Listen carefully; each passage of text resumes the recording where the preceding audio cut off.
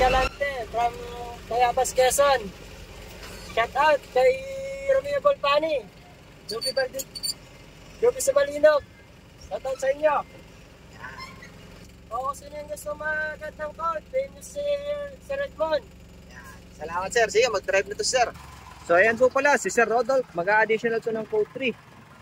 Yun nga po, yun yung requirements para makapag-additional code tayo. PTC po ang requirements. So shout out kay Sir Rodolph, ay kay Sir Romeo Ulbani. So tinuro ako ni Sir Romeo dito kay Sir Rodolph para makapag-inquire siya sa akin. Tapos dumiretso siya dito sa akin. So PDC po kasi ang requirements para makapag-additional code tayo. So make sure po ang lisensya natin is code 2 na 4 years na professional tulad nito ni Sir. So 4 years na professional na kasi ang lisensya ni Sir. So qualified na po siya para sa code 3. Sa code 3 po kasi ngayon may dalawang code na tayo. Si C at saka si D. So yung C ay para sa mga straight track at yung D ay para sa bus. So, kung gusto nyo parehas makuha yon, yung PDC po is magkaiba din ang payment ng dalawang code na yon. Si Sir, ang plano niya straight track lang naman imamaneho. So code C lang kinuha niya. Yan, PDC po kasi hahanapin sa LTO. So may mga bago po palang code dyan. Double check nyo po yung lisensya nyo. Make sure po na ang lisensya ay yung nasa likod, double check nyo po. Dapat po makita nyo kung qualified kayo sa minamaneho nyo. Ayun, parking ang gagawin niya ni Sir. Ayun naman yung trailer namin.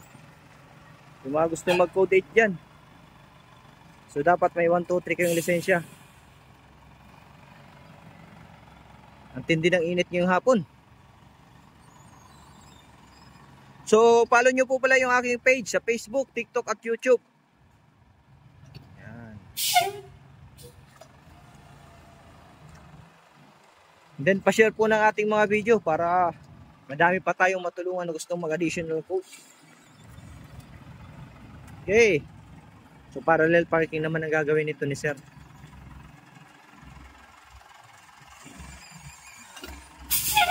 So ito pong unit na minaman yun ni Sir is para sa pang code C na po yan kasi kurto po yung gross vehicle weight nya.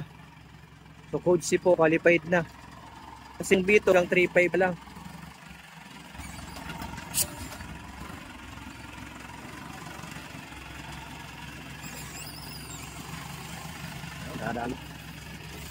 Okay.